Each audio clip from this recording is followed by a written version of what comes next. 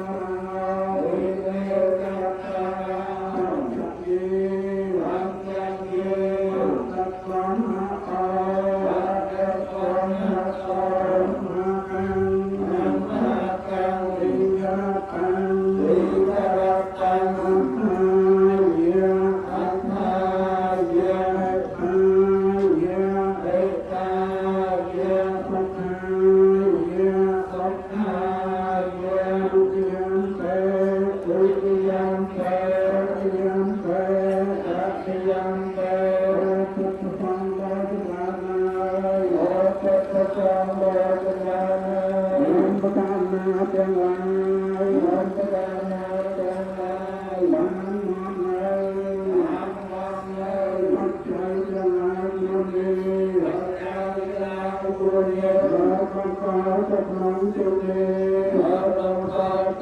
hấp dẫn